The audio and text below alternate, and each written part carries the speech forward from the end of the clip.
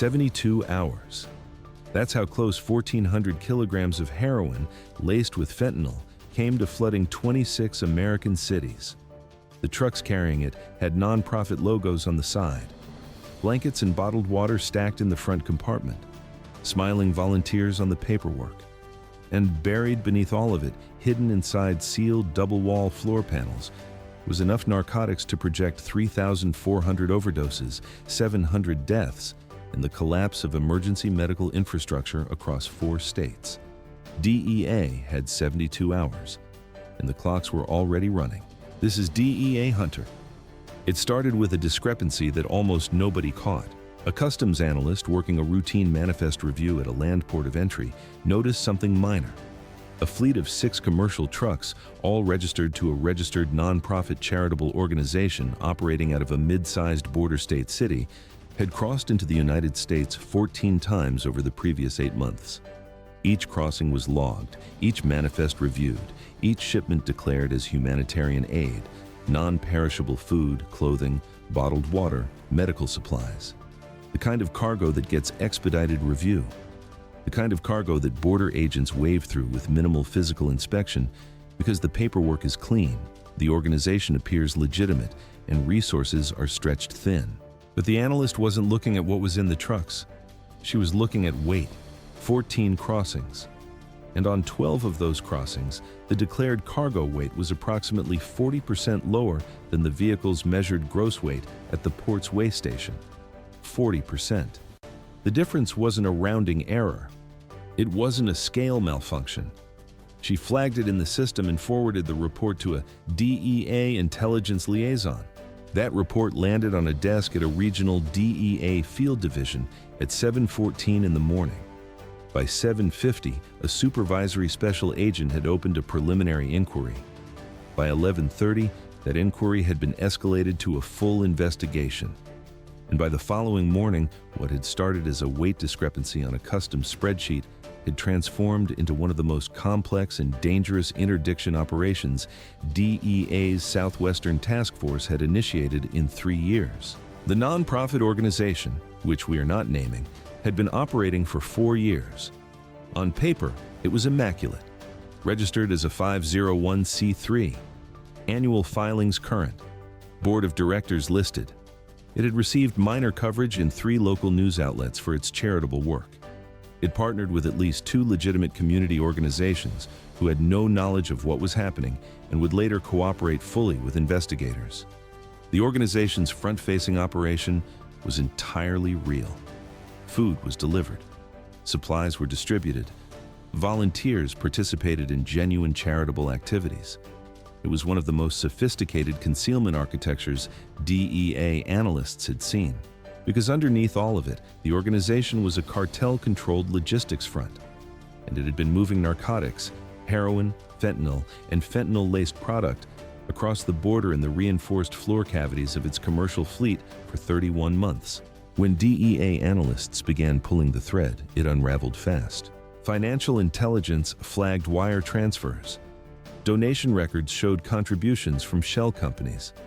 Vehicle inspection histories revealed that 3 of the organization's 6 trucks had undergone unexplained structural modifications within 3 months of the nonprofit's founding.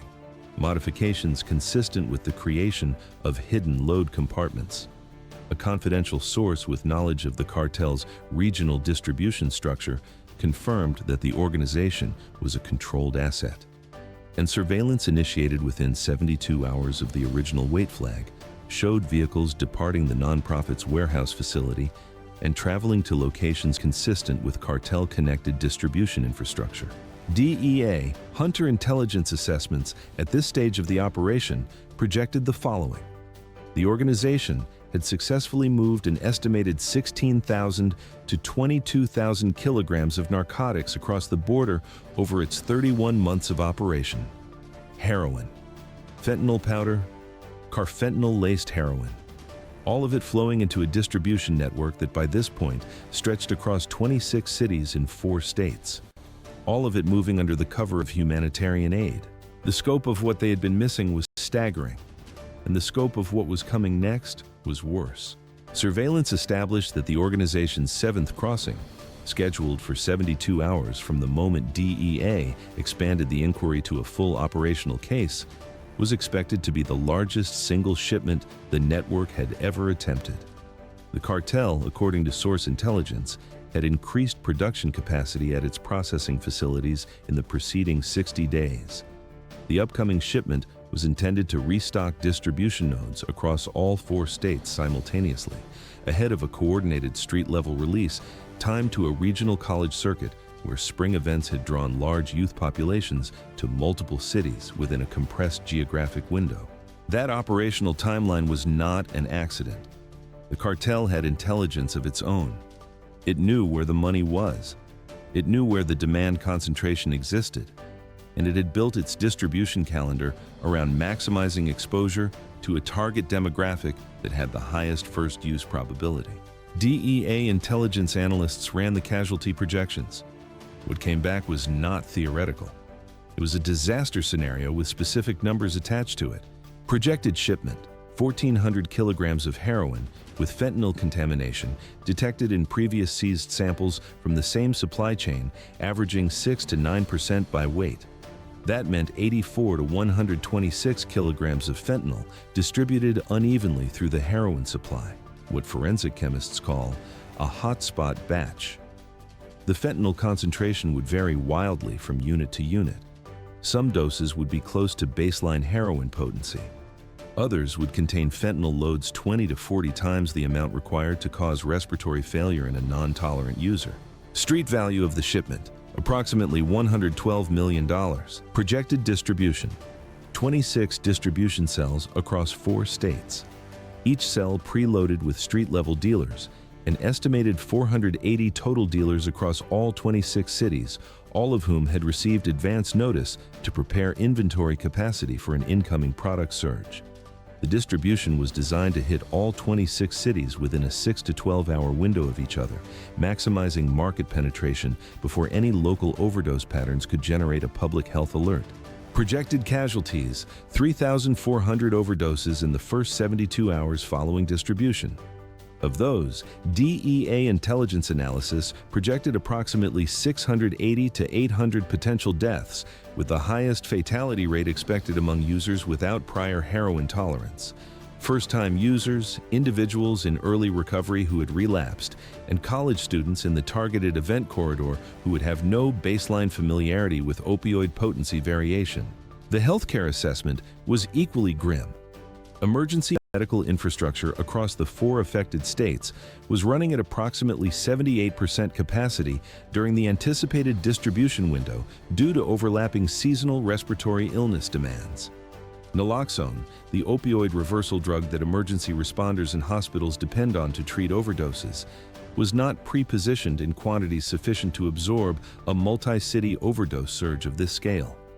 DEA healthcare analysts estimated that within the first 24 hours of distribution, at least 8 regional hospital emergency departments across the 4 states would exhaust their available naloxone reserves and face resource triage decisions involving multiple simultaneous overdose patients with insufficient reversal medication.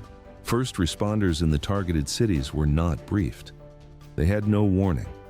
They would have been receiving mass casualty calls across a geographic area too large and simultaneous for any coordinated public health response to have managed effectively. The death toll projection was not a worst-case estimate. It was the median projection, and the trucks were 72 hours from crossing. DEA Hunter Operations Command made the decision to allow the crossing to proceed under full surveillance, with interdiction planned at a controlled point on the inland route. Stopping the vehicles at the border would have been faster and simpler, but it would have revealed only the logistics layer of the operation. The goal was not just to seize the shipment.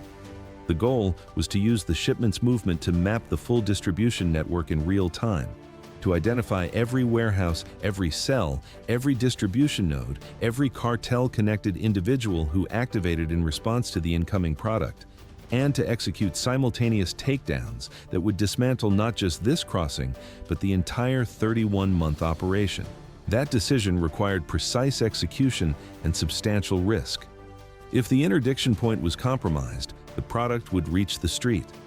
If any element of the surveillance operation was detected, Cartel protocols would activate, product would be dispersed, personnel would scatter, and the distribution cells would go dark. The window for simultaneous multi-city interdiction was measured in hours, not days. The operation went to planning under a joint command structure. DEA led with support from the FBI, Homeland Security Investigations, the U.S., Border Patrol, and state law enforcement agencies across all 4 affected states. In the 48 hours preceding the scheduled crossing, DEA coordinated briefings with law enforcement command personnel in all 26 targeted cities. Briefings conducted under strict operational security with no disclosure of timing or method to prevent any possibility of cartel intelligence penetration. Surveillance teams established observation positions at 19 locations across 4 states. At 9:47 in the morning, 3 days after the weight discrepancy had first been flagged, the 6 trucks departed the organization's warehouse facility and began moving toward the border crossing. The cargo manifests filed that morning listed the same categories as always: humanitarian aid, non-perishable goods, medical supplies. The driver documentation was clean. The organizational credentials were in order. The trucks crossed at 1:23 in the afternoon. They were under surveillance from the moment they cleared the port. What the surveillance teams observed over the next 4 hours painted the full picture of the distribution network's activation sequence. As the convoy moved north on the interstate, cellular intelligence showed encrypted communications activating across all 4 states simultaneously. Distribution cell leaders were being notified of incoming product. Warehouse contacts in 3 of the 4 states made contact with secondary distribution figures. 2 individuals previously unknown to DEA intelligence appeared in the communication intercepts. Individuals who, subsequent analysis would determine, represented an additional distribution tier that had not been previously identified, extending the network's reach into 3 cities, not on the original 26-city assessment. The convoy was approaching the planned interdiction point. The operation was fully activated. And then, 14 miles south of the interdiction position, one of the surveillance teams flagged a development that had not been anticipated. 2 vehicles, a pickup truck and a dark SUV, had been maintaining a consistent position approximately a quarter mile behind the convoy since it cleared the border crossing. They were not in the original intelligence picture. Behavioral analysis suggested they were a cartel protection element traveling separately from the declared cargo vehicles, a security tail following at distance to provide early warning of law enforcement contact and, if necessary, to engage. The vehicle's occupants were assessed as armed. DEA Hunter Operations Command made the call in 30 seconds. The interdiction timeline was moved forward by approximately 8 minutes to prevent the security vehicles from reaching radio distance of cartel infrastructure when the takedown occurred. Every element of the operation received simultaneous notification. Law enforcement units in all 26 cities were given the activation signal. The interdiction of the convoy occurred at 5:38 in the afternoon on a stretch of interstate with controlled access points that had been pre-positioned with DEA vehicles and state law enforcement units. The convoy was directed to the shoulder. The drivers complied. At the same moment, units in all 26 cities moved on distribution cells, warehouses, and personnel simultaneously. The security vehicles were intercepted by a separate law enforcement element at a highway junction 2 miles back. The floor panels of the 6 trucks were opened at 6:02 in the evening. What investigators found exceeded the high-end projections: 1,460 kilograms of heroin, 93 kilograms of fentanyl powder in separate sealed packaging, consistent with distribution-level cutting preparation, 17 kilograms of carfentanil, a fentanyl analog approximately 100 times more potent than fentanyl itself, that had not appeared in prior intelligence assessments of this supply chain. Total projected lethal dose content of the carfentanil alone, 850 million micrograms, or at a conservative lethal threshold, enough to be fatal to an estimated 425,000 individuals. The 17 kilograms of carfentanil were not destined for measured distribution. Based on the packaging format and the distribution cell communications intercepted during the operation, analysts concluded that the carfentanil was intended to be mixed into the general heroin supply at the cutting stage, without any adjustment to street-level dosing guidance. The dealers who would have distributed it would not have known it was there. The users who would have purchased it would not have known it was there. And the casualty projections, revised upward after the carfentanil discovery, estimated that the deaths prevented by the interdiction may have numbered above 1,000 in the first 72 hours of distribution alone. In the simultaneous city operations, law enforcement moved on distribution infrastructure across all 26 cities and 3 additional locations identified during the activation surveillance window. 48 arrests were made in the first 4 hours. 13 warehouse and distribution staging locations were secured. Approximately $214,000 in cash associated with cartel distribution operations was seized.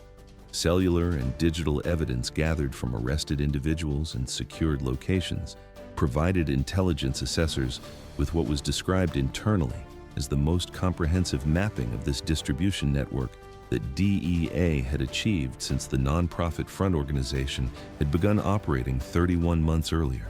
The nonprofit's leadership, individuals who had maintained careful separation from any direct contact with the narcotics supply chain itself, was identified and placed under sealed indictment. The board of directors listed on the organization's public filings, investigators confirmed, were not the individuals actually directing its operations. The real operational leadership had maintained no official connection to the organization and had conducted all communications through encrypted channels and intermediary contacts. Their identification required the full intelligence picture assembled across the investigation. It took 6 weeks of post-interdiction analysis. Warrants were executed. Arrests were made. The 2 legitimate community organizations that had partnered with the nonprofit front were cleared. Their cooperation with investigators was, in the words of one case document, immediate and complete. Now, consider what did not happen. 3,400 individuals did not overdose across 26 cities in the 72 hours following distribution. 680 to 800 people, the median projected death toll, did not die. Emergency departments in 4 states did not receive simultaneous surge of opioid overdose patients without adequate naloxone supplies. The 8 regional hospitals identified in the healthcare assessment as most at risk did not face the resource triage scenario that DEA medical analysts had modeled. First-time users at spring events in the college circuit corridor, young people with no opioid tolerance, no knowledge of what they would have been consuming, did not encounter a supply chain containing carfentanil at distribution concentrations that would have made an already lethal product potentially unsurvivable. Those things did not happen because a customs analyst noticed a weight discrepancy on a manifest review, flagged it, and a DEA field division acted on that flag within hours. The 31 months prior to that flag were not recovered. The estimated 16,000 to 22,000 kilograms moved across the border in that window. Product that reached streets, reached communities, reached individual human beings, was not recovered. Some of those individuals survived. Some did not. The investigation's retrospective analysis of overdose data in the distribution corridor identified at least 147 deaths in the prior 3 years that were potentially consistent with the supply chain's known product characteristics, though direct attribution is legally complex and remains under review. That number, 147, is not in any press release. It does not appear in the public summary of the operation. It is in the internal documentation. It represents what the investigation believes may have been occurring for 31 months while the trucks crossed under humanitarian cover, while the manifests cleared review, while the organization filed its nonprofit paperwork on time and maintained its partnership logos on its website. The distribution network was not entirely dismantled by the operation. Elements of the cartel infrastructure that supplied the front organization remained operational. Supply chain disruption was assessed as significant but not permanent. Within the region, DEA intelligence suggested that alternative logistics pathways were being explored by cartel leadership within weeks of the interdiction. The operation removed a major logistics asset and a major shipment from the network. It did not end the network. DEA hunter cases rarely end the network. What this operation did, is intercept a specific catastrophe at a specific moment when the numbers, the timeline, and the human stakes were at their most acute. 1,460 kilograms of heroin, 93 kilograms of fentanyl, 17 kilograms of carfentanil, 6 trucks with humanitarian aid logos, 72 hours. The drugs were moving. The network was activated. The distribution cells were waiting, and then they weren't. Think about the cities in that 4-state corridor. Think about the emergency departments, the first responders, the families who do not know they almost received the worst phone call of their lives that week. Think about the customs analyst who noticed a number that was slightly too low on a weight readout and decided it mattered enough to flag. The margin between what happened and what would have happened is measured in weight, 40%. The difference between what the trucks declared and what they actually carried. That number on a spreadsheet in a routine review on an ordinary morning. That number is why some of those families did not get that call. Drop a comment below. Which element of this operation, the non-profit cover structure, the carfentanil discovery, the simultaneous 26-city takedown, or the weight discrepancy that triggered the entire investigation, do you think represents the most significant development in this case? We read everything. If this story reached you, share it. People in these communities deserve to know how close they came and how much depends on the people doing this work every day. DEA Hunter. Because the drugs are moving, and somebody has to stop them.